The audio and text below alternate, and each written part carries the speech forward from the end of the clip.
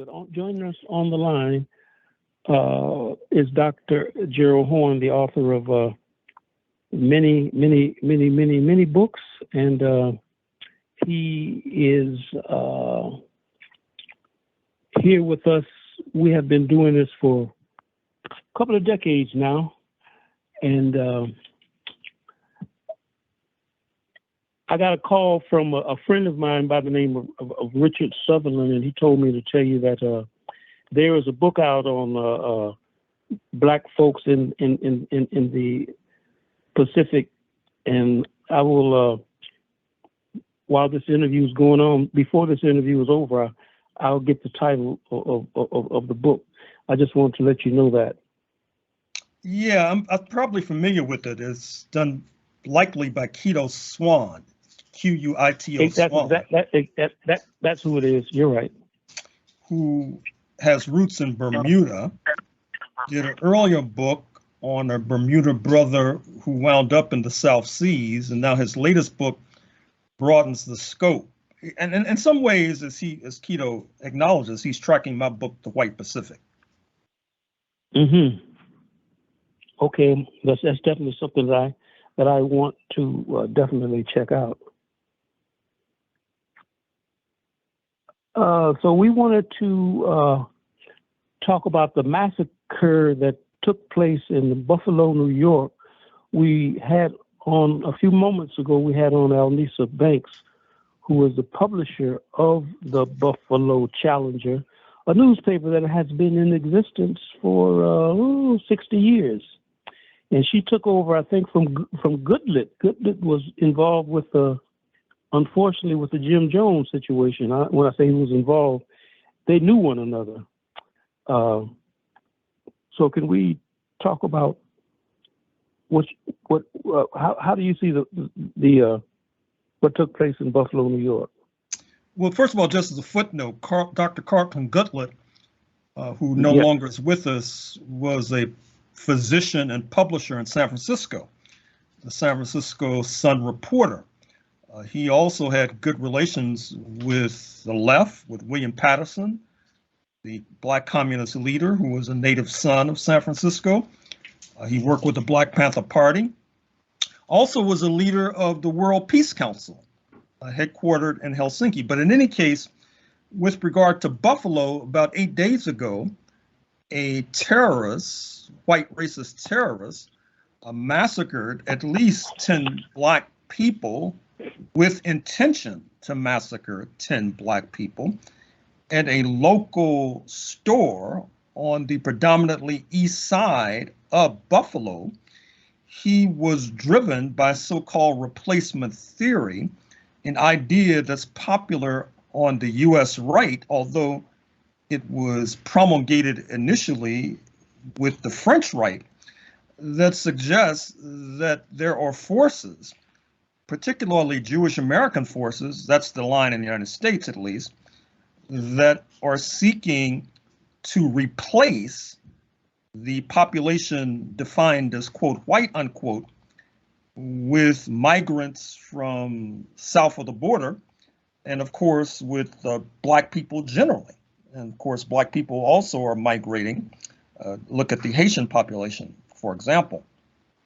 Now, what's curious about replacement theory, amongst other things, is that settler colonialism, this system under which we're now laboring, began, as I talk about in my book on the 16th century, as the concretizing of replacement theory. That is to say, European invaders not only replaced indigenous populations on their land, but then liquidated them, and then stole the labor of shackled and manacled and enslaved Africans. And so now these terrorists are claiming that they're the ones about to be replaced. But that's not the end of the story, because a few months ago, Buffalo was in the news because a Black woman socialist, India Walton, was on the verge of becoming mayor of Buffalo through the instrumentality of the Democratic Party. But the honchos in the Democratic Party became hysterical and destabilized her campaign and put in the present mayor, Mayor Brown, who is not far to the left as she is. Now, what's striking about that is that obviously socialists intend to redistribute the wealth, not in the usual US pattern, which is from bottom to top, but in the novel US manner, which is from top to bottom. That method oftentimes curbs racist sectarianism of the type that led to the Buffalo Massacre, although I should add rather quickly that there's no guarantee, to be blunt, that redistribution of the wealth will lead to the total extinction of these kinds of massacres. Speaking of which, just yesterday, the Washington Post reported that about 3/4 of Black people polled feel that more racist massacres are on the way. Now, you would think that this could lead or would lead to a reconsideration of Black people's role in the history of this country or in the current political economy. On a mass basis, I don't see that happening, but we'll see. Maybe this will trigger something in any case. You said a couple of weeks ago, or maybe even last week, that the African in the United States is not on the it's not actually on the bottom of the economic barrel, which is no. I'm not saying that to say that Africans in America don't have problems, but didn't you say the Cambodians and someone else were doing? Well, I was worse pointing than... to other groups. It depends on the community. Obviously, if you go to Dakotas, Idaho, Montana, Eastern Washington, certain parts of Nebraska, certain parts of Colorado, certain parts of Wyoming for sure, certain parts of Nevada, you'll find Native Americans without running water, certain parts of Arizona, certain parts of New Mexico. So it depends on what part of the country that you're addressing. And right. If you go to the Rio Grande Valley in Texas, speaking of, say, Eagle Pass and Brownsville and cities like that, there's no question that people of Mexican origin are at the bottom of the barrel. So, you know, it really depends. And I mean, part of the problem we have in the United States, amongst other things, is that people don't really know the country they're struggling in. And that's the first responsibility of a revolutionary. You really got to know the terrain. That's the first responsibility of a military leader. You got to know the terrain. But, you know, from studying the 1960s, what I've ascertained is that people come to the conclusion that the system is rotten, which it is. It needs to be replaced, which is true. And so therefore they feel that if they give it a swift, sharp kick, it will crumble, which is not necessarily true. Yes. But I remember when we were coming up and we were studying the most honorable Chairman Mao Zedong, that was one of the things he talked about, was knowing the terrain. That was, I guess he had been in warfare for so long. He was, I guess, one of the criticisms of him, especially by the right. They criticized him and Stalin and, you know, and a lot of the leftist leaders as being, you know, executioners and so on and so forth. Yeah. And you are listening to Diasporic Music on Black Power 96. Do you have any questions, Melinda? Yeah, the next thing I think is on deck is talking about the report that just got released on the extremists and racism in general in the Canadian Armed Forces. A report that just released by Defense Ministry and Nita Anand, and it links, you know, violent extremists. Some of the personnel, to violent extremists and hate groups. So I know you wanted to sort of touch on that. Well, I'd like to hear from Norman on that, and yourself as well. Well, let me begin by saying that the South African, the apartheid state, learned a lot of their lessons from how Native First Nations people were treated in Canada. And there is an article on CTV News. All you have to do is Google it. And Canada, the whole question of Canada being seen as a paradise by some was because there were so few people of African origin in places like Chatham and Windsor and in Hamilton, Ontario, Toronto, Montreal, that it was better. I say you were safer here than you were there, and even now that the police can blow you away, and at least the difference is that we have OHIP here, or, the healthcare thing. After they shoot you here, they will actually treat you, for as long as you got your OHIP hip thing together. Whereas in America, if they blow you away, they just blow you away, But here, you can at least get some treatment. And Canada is as the population grows. I think the role of the Canadian ruling circle now is basically to divide everybody.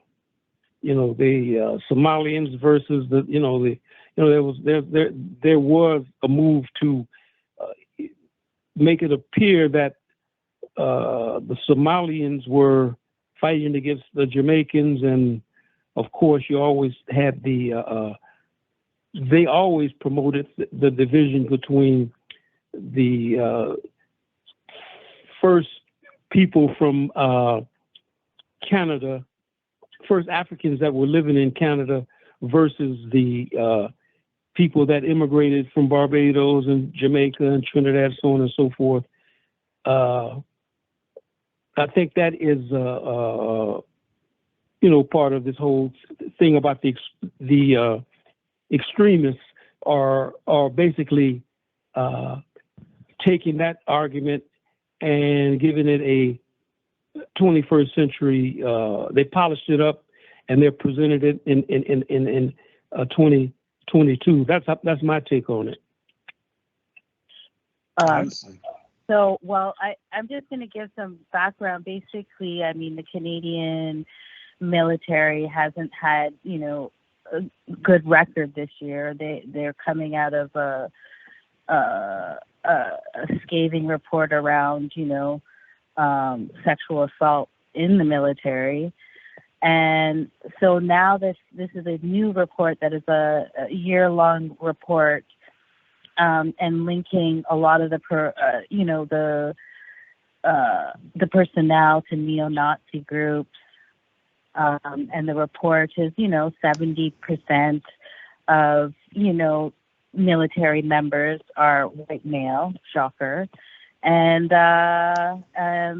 so now the recommendation is to earmark $200 million to help change the military's culture, which I don't. So I guess it's throwing money at it. That's going to change it. So anyway, that is sort of the background of the report, that thing. And these are direct groups such as the Proud. They're linked, like the members are linked to the Proud Boys and very white supremacist and neo-Nazi groups. So. Oh, and it's also goes back to an incident that happened with a group of Halifax sailors who were associated with the Proud Boys that disrupted an Indigenous ceremony, which I'm pretty sure they've done more than that. That is not in this article that I'm reading now. But yeah, so I don't really have a comment. That's just basically what the report says. I see. I don't want to comment on that. Yeah. So we'll see what happens, I guess. They're throwing money. The suggestion is to throw money at it, and hopefully the military culture will change. Well, let's hope so. So we're listening to you're listening to Dr. Gerald Horne on Diasporic Music on Black Power 96. I got an email from my and your mutual comrade, Walter Turner, and he was pointing out the fact, or he just sent the article that there's an article about Haiti in I guess the New York Times, May 21st, and I wanted to ask you about that article, and secondly about Haiti's being included in the AU, the African Union. Your thoughts on those two issues? Well, first of all, the article in the New York Times, I congratulate the New York Times. What it basically tries to do is point to something we've been talking about for a number of years in the progressive movement and the Black liberation movement. That is to say that independent Haiti, after it kicks out the French circa 1804, is compelled to pay reparations to the enslavers after the enslavers lost their investments in African property, the bodies of Africans. And they had to borrow the money, and then they had to pay it back, and there are, of course, interest charges. And the New York Times tries to point out how that was an anchor around the neck of the Haitian state, which has helped to weaken the Haitian state for decades now. So I salute the New York Times for doing that research. They say that they found unique records. Now, this is a difference between journalism and history. In history, if you say you found unique records, then you footnote it, and then somebody can go check. In journalism, you don't do that. You just say you did it. And, it's faith-based history, basically. So I take them at their word that they found new records. I have no reason to doubt them. Now, with regard to Haiti joining the African Union, actually, I spoke about that at a conference just this past Friday of the City University of New York's Haitian Studies Institute, where I pointed out that it could potentially be quite profound and significant. Presumably, it will unfold in the next few days and weeks. This will allow Haiti to become, it could become, the leader of the diaspora. It could allow Haiti to lobby the African Union to send human rights investigators to investigate Buffalo, for example, the massacre, to investigate the tragedy on the Texas-Mexico border involving the maltreatment and mistreatment of Haitians. So it's potentially significant. But as the saying goes, potential means you haven't done it yet. Let me ask you this. How do you think the government of Jamaica, Trinidad, Tobago, Barbados would feel Haitians coming in and pointing, not necessarily pointing the finger, but to investigate them? Do you think that would be could the leaders of those countries use that as a something to stir up some ADOS kind of trouble with not ADOS, but some tribalism among the various states? Well, at this particular moment, I do not find it likely that a Haitian representative of the African Union will call for a human rights investigation of the government of Jamaica or the government of Trinidad. I mean, first of all, there has to be some sort of nexus. I mean, what would be the basis? Who is being unfairly discriminated against in Jamaica that calls for international intervention? We know who's being unfairly discriminated against in North America. As a matter of fact, there is a well-beaten path trod by human rights investigators from the United Nations who've been investigating the United States. I mean, it's becoming quite common. Not so much with regard to Jamaica, Trinidad, et cetera. So as of today, that seems a little far-fetched, but we'll see. You're listening to Diasporic Music on Black Power 96, Melinda Francis and Norman Richmond speaking to Dr. Gerald Horne. You have some questions, more questions? Well, maybe we should get into the NATO and Ukraine, Turkey. Well, the latest news, as you know, is that Finland and Sweden would like to join the U.S.-dominated NATO, North Atlantic Treaty Organization. However, Turkey objects. Decisions have to be made by consensus, which in a real sense involves unanimity.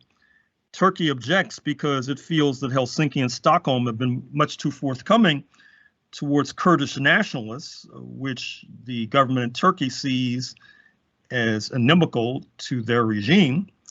And then there's the question of Greece. That is to say, the idea has been put forward that Turkey just really wants to be bought off.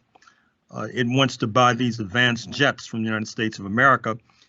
And if they accede to Finnish and Swedish accession to NATO, then they'll get the advanced jets. But the Greeks, who, as you know, have been at odds with Turkey for decades, if not centuries, object to Turkey getting these advanced jets. So we shall see. But the other news coming out of this Central and Eastern European crisis is that the Italians, Prime Minister Draghi in particular, are calling for some sort of a negotiation. And increasingly, you see that in France and Germany as well. But Britain and the United States are the hawks. They want to fight the Russians to the last Ukrainian. And as of now, the hawks are in the driver's seat. But that may change because something else you need to pay attention to, particularly in Canada, is that you have a growing consolidation between the European Union and the United States of America in order to confront not only Russia, but China. And I'm wondering if Canada will be on the outside looking in if the United States and the European Union come closer together. Certainly, there's a possibility that Britain will be on the outside looking in. So, speaking of which, I should also mention that another important meeting that took place this past week was that the Moscow-led Collective Security Treaty Organization, CSTO, which is basically a Russian and former Soviet republics, particularly Kazakhstan, met in Moscow with the Shanghai Cooperation Organization, which, as the name suggests, has Chinese leadership, but also includes Russia, Iran, and other powers. And so just as one bloc is consolidating, speaking of the North Atlantic bloc, you have this other bloc consolidating. And also I should mention that the other instrument of this Moscow-Beijing setup, which is BRICS, Brazil, Russia, India, China, South Africa, that there is discussion at their next meeting in China in a few months that Argentina will join BRICS, or I guess you could then call it BRICSA, which is something to keep an eye on. And in that context, note that in a few weeks, you'll have this Summit of the Americas featuring the hemispheric nations, but it may fall apart It's slated to take place in Los Angeles, California, but there's doubt if the United States will extend an invitation to Cuba, Venezuela, and Nicaragua, in which case you'll have a boycott by many Caribbean nations, by Mexico. And in that context, we can already begin to see the outlines of a new power formation developing in this hemisphere that Canadians should pay close attention to, because Canadians may want to jump ship and join this new consolidation. I'm speaking of the fact that the largest Spanish-speaking nation on planet Earth, speaking of Mexico, is increasingly becoming the voice for the hemisphere, outside of the United States and Canada, of course. You had the president, AMLO, Lopez Obrador, just visited Cuba triumphantly. He's the one who objected to Nicaragua and Venezuela and Cuba not being invited to the summit. And the United States might back down, or they'll run the risk of having their summit collapse. And you're listening to Diasporic Music on Black Power 96. We're on the line with Dr. Gerald Horne. I guess this is the last question, sir, but I think Vladimir Ilyich Lenin wrote, maybe State and Revolution. Some of his books he wrote in Finland. But last question is your thoughts on the Australian elections. Well, the good news is that the Tories got swept out. I'm speaking of Scott Morrison.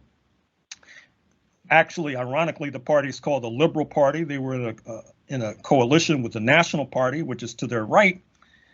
But that particular coalition got into hot water because of its downplaying climate change, despite the fact that Australia has some of the most serious problems with regard to drought and floods and heat as any nation on planet Earth, believe it or not. That particular coalition downplayed a sexual harassment that was taking place, believe it or not, inside parliamentary chambers. And the coalition got a reputation for being a coalition of the cavemen.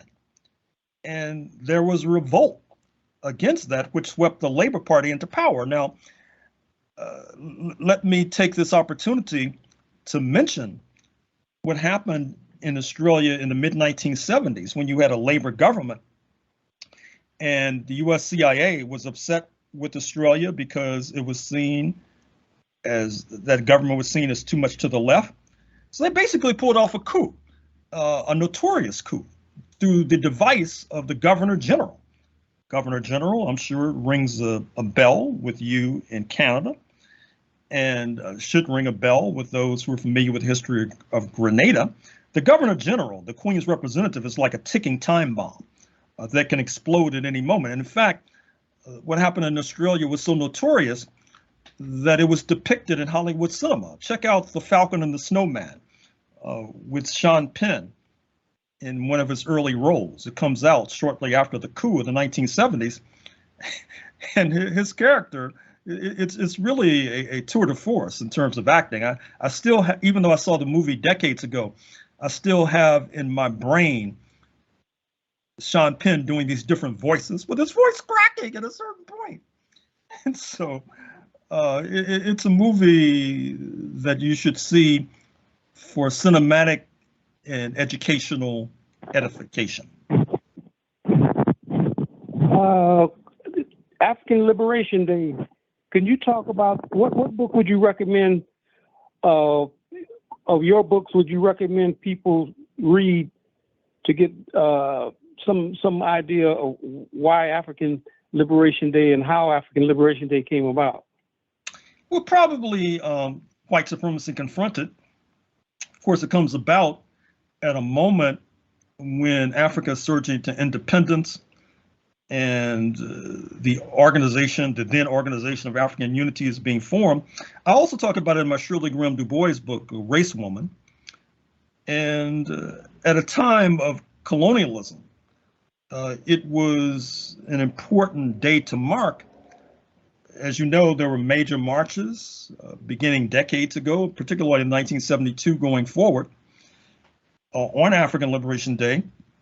And I think we may have to revive that, because to come full circle, with the North Atlantic countries seeking to boycott Russia, they're turning to Africa. Chancellor Scholz of Germany is in Senegal as we speak, talking about importing natural gas and building facilities for same. To the extent that they boycott Russian natural gas, they're going to have to turn to Africa for natural gas. To the extent that they boycott Russian petroleum, they're going to turn to Africa for petroleum. And in a number of interviews this past week, particularly on one that you can find on YouTube with Garland Nixon, that took place yesterday, I stressed this legislation by the Congressional Black Caucus leader Gregory Meeks of Southeast Queens, which calls on the United States to punish African nations that refuse to go along with sanctions against Russia.